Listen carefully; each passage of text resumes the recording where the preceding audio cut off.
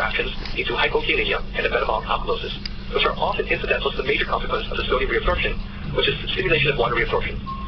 Water reabsorption expands the intravascular volume and helps to restore blood pressure. Angiotensin II also directly stimulates vasoconstriction, which further increases blood pressure. Now, another aspect of volume and pressure regulation deals with ADH. ADH release is primarily stimulated by elevated serum osmolarity, which can be seen in some forms of dehydration, though low blood pressure is also a direct stimulus as well. ADH promotes water reabsorption as well as vasoconstriction. At this point, you may be thinking, wow, that looks really complicated, but I'm not quite done. There are still some examples of negative feedback to mention, that is a couple of checks and balances. First, and most importantly, the improved blood pressure, that is the end result of this process, leads to inhibition of renin release. Another form of negative feedback is that the increased systemic blood pressure, along with increased intravascular volume, together lead to increased intracardiac pressure. This stimulates the heart to release ANP and BNP. And ANP and BNP block many of the actions of the RA system in the kidneys, as well as induce vasodilation. Finally, cortisol, though it usually plays only a very minor role here, does inhibit both ACTH and CRH release. So there it is, as a summary of hormonal control, volume, and blood pressure that you'll ever likely need to know as a practicing clinician. If you can reproduce this, you have likely mastered this topic. There's one final thing I'd like to discuss very briefly here, because it will make certain issues in the subsequent videos on sodium and potassium easier to understand, and that is the site of action of various diuretics. A diuretic is any substance that promotes formation of urine, usually through inhibiting reabsorption of sodium in the tubules, which increases the tubular luminal osmotic pressure and thus prevents water reabsorption. So here's the nephron of hand that we saw earlier. Each place along the nephron where salt or water is reabsorbed has its own class of diuretic. In the proximal tubule, carbonic anhydrase inhibitors such as acetazolamide block here. The thick ascending limb is where loop diuretics such as furosemide and bumetanide act. The thiazide diuretics like hydrochlorothiazide and polizone act in the distal convoluted tubule. And the so-called potassium-sparing diuretics like spironolactone block sodium reabsorption in the principal cells. In addition to meds that directly block sodium reabsorption, there are uncommonly used ADH antagonists that directly prevent reabsorption of water. And for the sake of completeness, mannitol is a unique diuretic that promotes water loss in the urine by acting as an osmotically active substance in the tubular lumen. So that does it. That's my complete overview of how the human body normally maintains homeostasis of sodium, potassium, and water. I know it may have seemed unusually thorough, but I hope I provided you all the background physiology necessary to understand the many disorders of sodium and potassium imbalance. Feel free to ask any questions or share any thoughts in the comment section. The subsequent 4 videos in the series will cover hyponatremia, hypernatremia, hypokalemia, and hyperkalemia.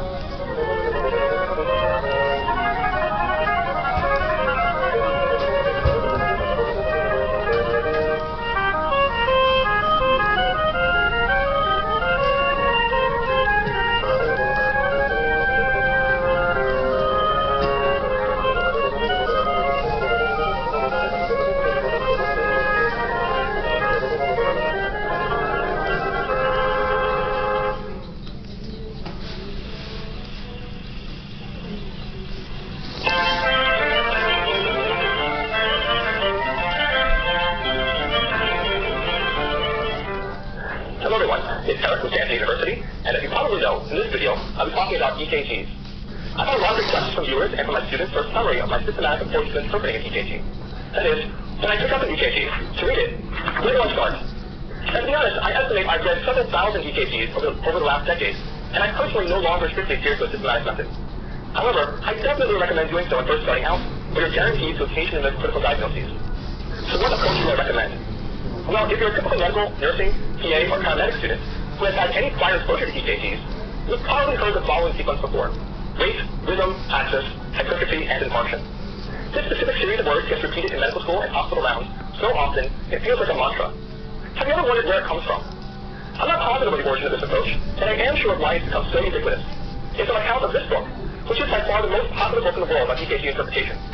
Unfortunately, despite its popularity, it's also not very good, and its general approach frames and organizes the interpretation in a way which is illogical and encourages bad habits. Therefore, I recommend something different. My approach has 3 steps. Number 1, assess the rhythm, which will incorporate a measure of the rate, since the rate does not stand in isolation from the rhythm. Number 2, assess the QRS complex, meaning both the axis and the QRS morphology.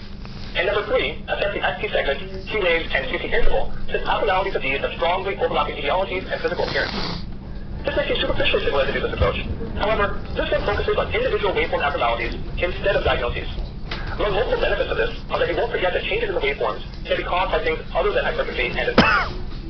I'm going to walk you through this approach one step at a time, and one sub-step at a time. Please be aware that I'll be assuming some basic knowledge of EKGs already. So if you come here not knowing the difference between a P wave and QRS complex, or not knowing the difference between limb leads and precordial leads, you probably will want to look at some of my other EKG videos first and then come back. I've also embedded annotations that will link to other videos on specific diagnoses when relevant. Step 1, which is the longest and most complicated of the 3 steps, I've broken down into 5 parts. First, measure the rate and determine if it's normal, tachycardic, or bradycardic. For adults, the normal resting heart rate is 50 to 90 beats per minute and not 50 to 100. The fact that most people think it's 50 to 100 is very frustrating and can be detrimental. For example, I've seen patients refer to cardiologists for asymptomatic heart rates in the 50s, which is completely unnecessary. And for anyone who is skeptical of this range, consider that one of the 4 criteria for the systemic inflammatory response syndrome, or SIRS, is a heart rate greater than 90, which would be a strange criteria if heart rates in the 90s were normal. Some pearls about the heart rate. The maximum predicted sinus rate is approximately 220 minus the patient's age. There are some exceptions to this, particularly among world-class elite athletes. But if you see an 80-year-old patient with a heart rate of 170, you can be very sure that it's not sinus tachycardia. And a heart rate of 140 to 150 beats per minute specifically suggests the possibility of atrial flutter with 2 to 1 AV block. 2 to 1 AV block means that for every 2 waves of depolarization which reach the AV node, only one passes through to depolarize the ventricles. If you have no idea what atrial flutter with 2 to 1 AV block looks like, we're going to see some examples of A flutter in a few minutes. Next, determine if the rhythm is regular, regularly irregular, or irregularly irregular. If you're not familiar with those terms, those latter two may sound a bit strange. So here are some examples. First, you can already probably recognize a regular rhythm as such. Formally, a regular rhythm is one in which the RR interval is consistent from one beat to the next. Here's an example of a regularly irregular rhythm. The RR interval varies, but does so in a repeating pattern. Finally, in an irregularly irregular rhythm, there is no pattern. QRS complexes seem to come at random and unpredictable intervals. Excluding those which are exceedingly rare, there are essentially 7 different irregular rhythms. I'm not going to review these individually in significant detail here, as they will be the topics of additional forthcoming videos. Sinus arrhythmia, in which P waves are originating from the sinus node, but just at irregular intervals, often from primary sinus node dysfunction, can cause an irregularly irregular rhythm that can be slow, fast, or at a normal rate. Atrial fibrillation is the classic cause of an irregularly irregular rhythm. Atrial flutter most commonly displays fixed AV conduction, that is, every second or every 4th flutter wave is conducted, resulting in a regular rhythm. However, sometimes AV conduction can lack any discernible pattern, and the rhythm will be irregularly irregular. There is one interesting pattern that atrial flutter can experience, in which 2 to 1 AV conduction alternates with 4 to 1 conduction in a very repetitive fashion, resulting in a regularly irregular rhythm with an overall heart rate of about 100.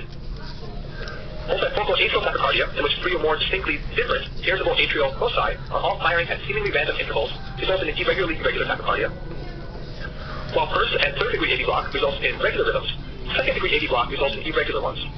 Type 1, also known as Wendy AV block, results in a regularly irregular rhythm, while type 2 results in an irregularly irregular one.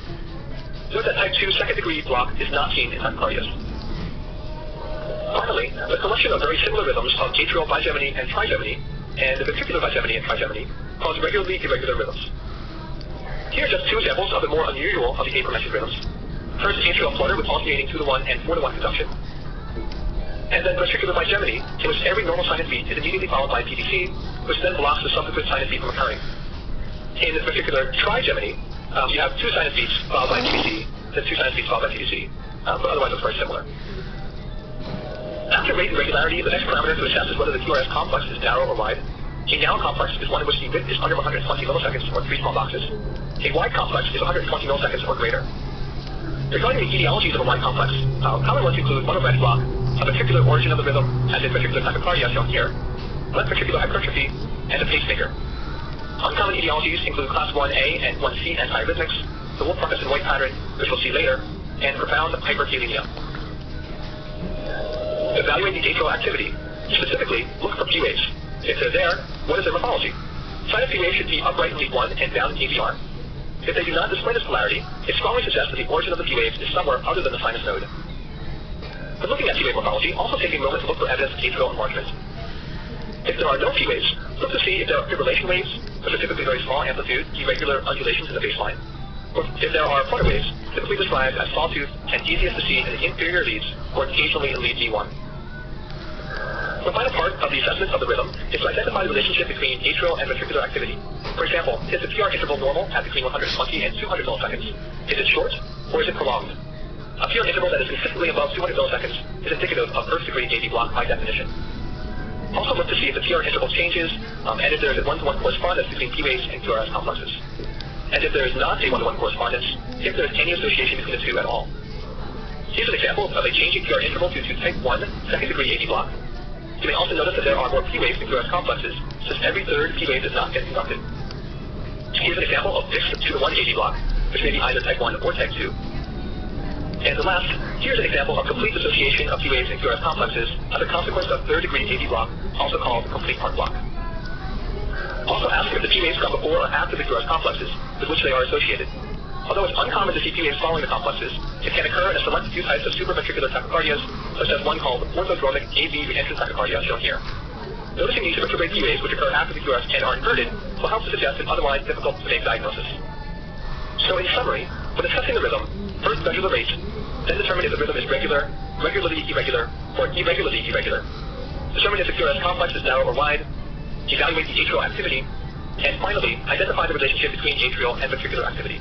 Going through these 5 components in rhythm assessment thoughtfully and deliberately will result in an accurate diagnosis of the rhythm for all but the most unusual and difficult of EKGs. Let's move on to step 2, assess the QRS axis and morphology. So first here is the axis. A normal QRS axis for an adult is between -30 and +90. It is not 0 to 90, as commonly claimed by dubious medical texts and various internet sites. The etiologies of axis deviation are many. Right axis deviation can be a normal variant in children and young in adults. RVH, COPD in the absence of RVH, left posterior vesicular block, a lateral wall MI, an ectopic ventricular rhythm, or the Wolff-Parkinson-White pattern. Left axis deviation has analogous etiologies.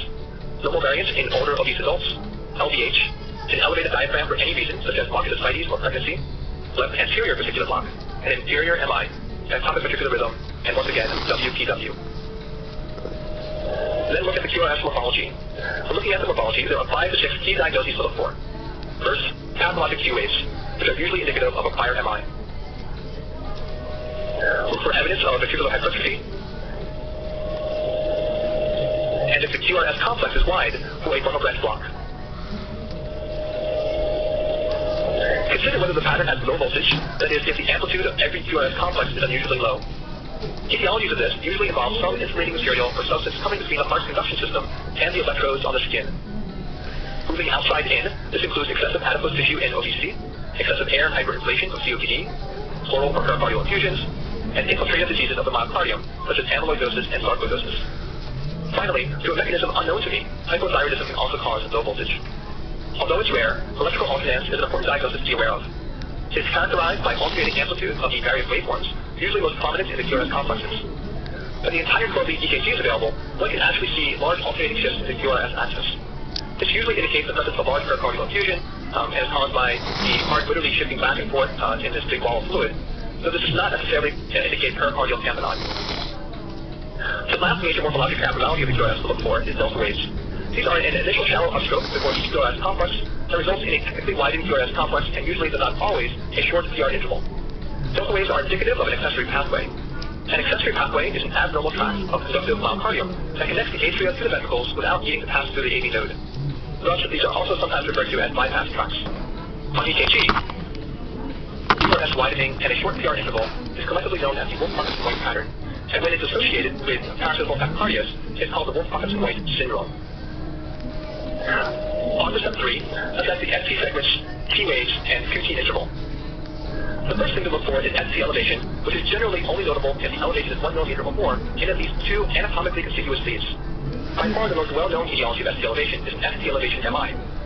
However, there are many more, most notable of which are left frontal branch block, left ventricular hypertrophy, and a normal variant frequently called early repolarization. The elevations seen with these 3 are usually limited to these V1 through V3. The remaining causes include pericarditis, an LV aneurysm, vasospasm, severe hyperkalemia, hypothermia, an inherited sodium channel defect called Brugada syndrome, and a rare cause of acute heart failure called Takotsubo cardiomyopathy, frequently referred to in the American press as broken heart syndrome. Of almost equal importance is ST depression. The most notable cause here is again either coronary ischemia or infarction. Other causes include tachycardia, even in the absence of ischemia, digoxin, even at therapeutic doses, hypokalemia, frontal branch blocks, and ventricular hypertrophy. ST depression, due to the last 2, are usually referred to as secondary repolarization abnormalities, since the reason that the sequence of repolarization is abnormal is the abnormality in depolarization. The others are referred to as primary repolarization abnormalities. When we look at inverted T waves and their etiologies, the interesting and helpful thing is that the list is nearly identical to that of ST depressions. There are just a couple of rare additions. intracranial hemorrhage, late-stage pericarditis, and hypothyroidism. Remember that isolated T-wave versions in these three, AVR and V1, are common and normal. Aside from T-wave reversions, the only other significant T-wave abnormality to look for is to see if they are peaked, which suggests hyperkalemia. An acute STEMI can occasionally cause a similar morphology of the T-wave very early on before the development of ST elevation, which is usually called a hyperacute T-wave, and is rare to see because usually the patient experiencing the MI has already transitioned to the ST elevation phase by the time he or she is seen by medical personnel. The very last component to consciously examine on a typical EKG is the QT interval, keeping in mind that the QT interval should be corrected for the heart rate. Although there is an equation to do this, as a quick rule of thumb, the QT interval should be less than 1/2 the RR interval. Etiologies of a prolonged QT include congenital long QT syndrome, a relatively long list of medications, and all of the hypos. That is, hypocalcemia, hypothyroidism, and hypothermia. A number of resources list hypokalemia also as the cause of prolonged QT, but the most authoritative of sources suggest that this is erroneous. The confusion regarding QT prolongation and hypokalemia arises for two reasons. First, when the Q wave becomes prominent, as it can in hypokalemia, there can be fusion of the T and U waves, and when measuring the QT interval, one can inadvertently measure the QU interval instead, which will necessarily be longer. The second reason for the confusion is that hypokalemia is particularly dangerous when superimposed on pre-existing QT prolongation, which is independent of the electrolyte disorder. An unusually short QT interval is also a pathologic finding, albeit an extremely rare one. The etiologies of this are hypercalcemia and the very rare congenital short QT syndrome. Both long QT and the short QT syndromes are associated with an increased risk of sudden cardiac death. So that's the grand summary of my systematic approach to the EKG. If you found that I went through some of the examples very quickly, or you want to know more about the EKG features of some of the aforementioned abnormalities, you may want to view my specific topic videos listed here. Please remember to like or share this video if you found it helpful or interesting, and feel free to leave questions or comments.